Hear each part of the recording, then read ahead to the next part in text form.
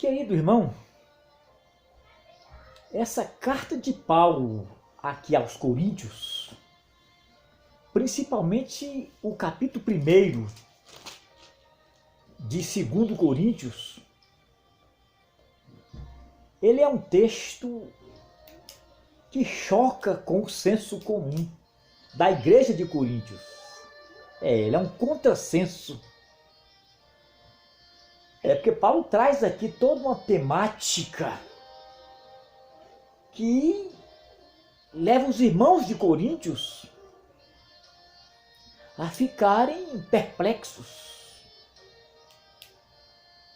Você já leu, já fez uma leitura exegética de 1 Coríntios, capítulo 1? Então você já constatou que trata-se de um contrassenso. De um contrassenso. E para entender melhor o pensamento do autor, para entender melhor a essência do seu pensamento, o que é que ele quer dizer, é preciso você debruçar sobre o texto. É preciso você destrinchar o texto. Paulo inicia essa carta cumprimentando os irmãos com aquela expressão que lhe é peculiar e você já conhece. Ele diz: Paulo e Timóteo, graça e paz aos irmãos de Coríntios e de toda a Acaia. Graça e paz.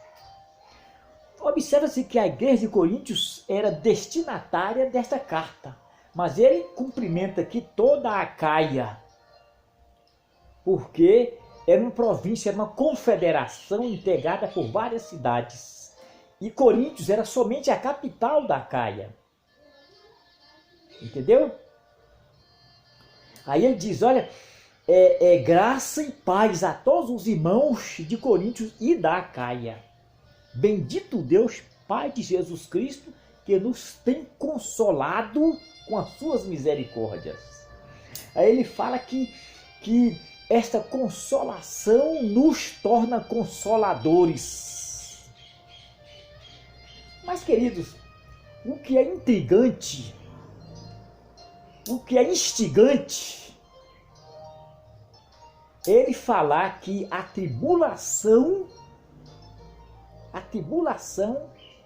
consola e capacita você, qualifica você para ser um consolador. Veja o que ele diz aqui. As aflições de Cristo são muitas. É preciso adequar-se a elas, aprender a lidar com as aflições. E no versículo posterior, ele diz que a tribulação nos consola, nos salva e nos capacita para sermos consoladores. Então você observa que a tribulação aqui, né, na concepção de Paulo, ela é teleológica. Como assim teleológica? Ela tem um propósito de Deus. Ela tem uma função divina, que é qualificar, que é consolar você, e além de lhe consolar, ela te qualifica para ser um consolador. Então, a tribulação, nessa perspectiva que Paulo coloca, ela é um instrumento de pedagogia de Deus, é um instrumento pedagógico. É porque Deus se revela através da tribulação. Ele comunica com você através da tribulação. Ele ensina a sua vontade através da tribulação. Isso não é intrigante? Venha comigo que você vai entender melhor a essência do pensamento deste autor aqui de Paulo. O que ele quer dizer com a tribulação que gera consolação, que capacita você para ser um consolador. Isso não é um contrassenso? É um contrassenso. Não é um paradoxo também? Como que a tribulação pode consolar e tornar alguém consolador. Meus irmãos, não parece aqui que Paulo está defendendo um conceito maniqueísta? Essa coisa de harmonia entre bem e mal? Não parece um conceito maniqueísta? Veja o que ele diz aqui, olha. Veja o que ele diz. Porque nós não queremos, irmãos, que vocês sejam ignorantes acerca da tribulação, porque ela me sobreveio, não somente na Acaia, mas na Ásia, na Macedônia e na Judéia. Ele fala de 4 províncias romanas. Ele fala da Acaia, ele fala da Ásia, da Macedônia e da Judéia. Então o que ele quer dizer aqui? Que a sua vida é marcada por sofrimento. Que a vida cristã, uma das características dela é a abnegação.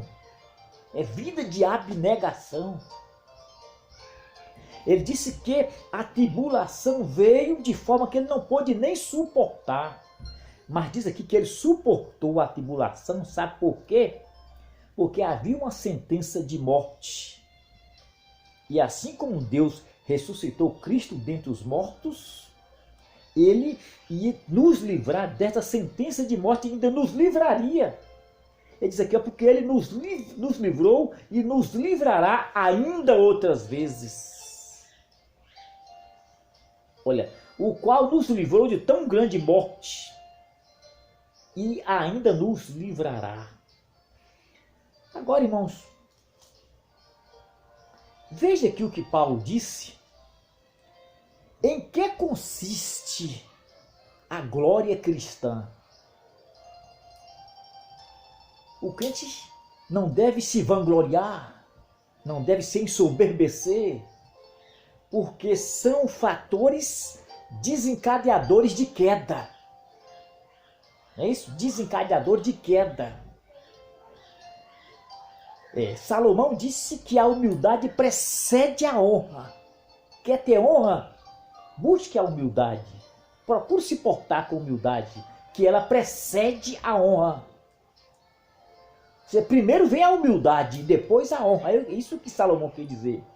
E Paulo mostra aqui em que consiste a glória do homem.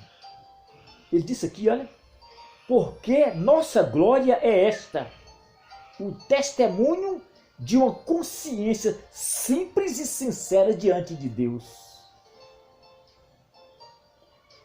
Que carta tremenda, né?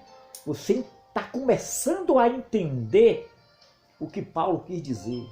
A grandiosidade, não é isso? A sublimidade, entendeu? Da intenção de Paulo quando ele fala sobre tribulação que gera consolação e capacita para ser um consolador. Então, a consciência, ela é testemunha de um comportamento decente, pautado na honestidade, pautado na humildade, pautado na transparência. Então, a sua consciência é testemunha disso, porque existem comportamentos que são inobserváveis. Eles não são perceptíveis aos sentidos humanos. Tem comportamento que ninguém está vendo, mas Deus está vendo. Ele diz que a glória cristã consiste nisso, em você fazer um exame de consciência e constatar que ela está te absolvendo.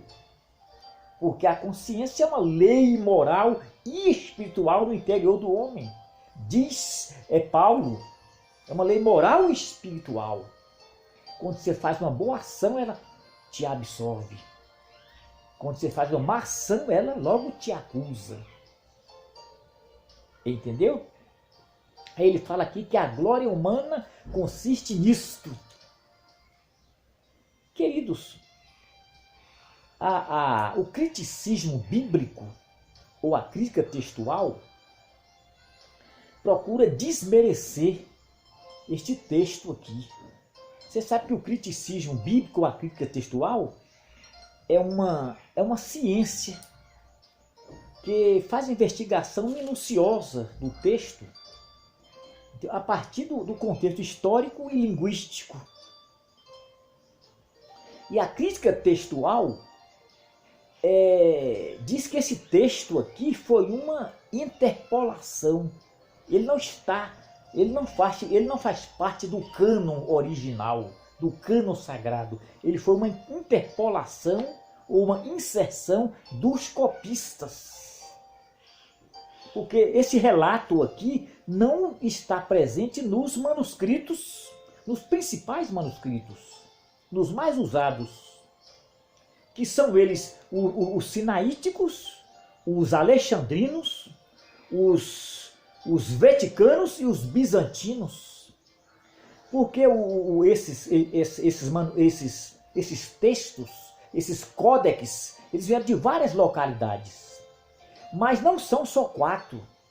Existe quase 5.800 manuscritos só do Novo Testamento. Quase 5.800 manuscritos gregos. E para fazer a compilação do cânon do Novo Testamento, os manuscritos mais utilizados foram esses 4. Mas a crítica textual está passível de erro. Ela precisa entender que não são só 4 manuscritos. São quase 5.800. Como que ela vai dizer que esse texto aqui é uma interpolação? Tudo bem que os copistas, ao fazer a compilação, eles não encontraram mais os autógrafos originais, os documentos originais. Eles encontraram cópias e cópias de recópias. O que Paulo escreveu não existe mais. Nós não temos uma versão interlinear. Nós não temos mais os autógrafos originais, o que ele escreveu. Nós temos cópias. Entendeu? Mas a gente precisa entender que Paulo foi inspirado por Deus para escrever este texto aqui. E se tem inspiração de Deus, obviamente a sua canonicidade é inquestionável.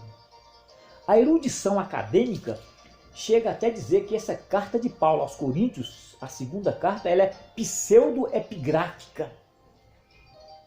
Mas se ela fosse pseudo-epigráfica, se ela não tivesse base epigráfica, ela não passaria pelo crivo de apostolicidade e não seria inserida no cânon sagrado, não fazia parte da Bíblia Sagrada. Entendeu, queridos? Então ele foi inspirado por Deus. Mas eu quero dizer a você que este texto aqui é de uma grandiosidade tremenda. E que você possa ler este texto e possa assimilar melhor o seu conteúdo. Você sabia que nós estamos passíveis de cometer deslizes de interpretação, deslizes de hermenêutica, deslizes de exégese. Mas existe um intérprete que é perfeito. Esse não comete deslizes de interpretação. A interpretação dele é absoluta. Ele é o Espírito Santo. E que ele possa capacitar você para fazer uma interpretação correta deste texto.